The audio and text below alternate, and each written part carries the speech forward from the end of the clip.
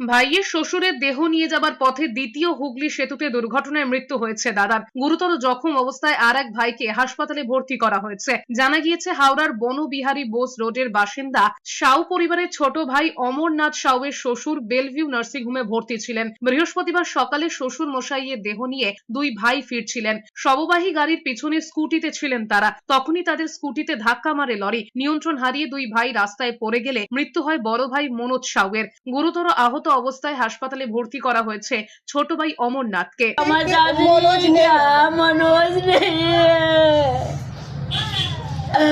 আমার বোন আমাকে চলে গেল।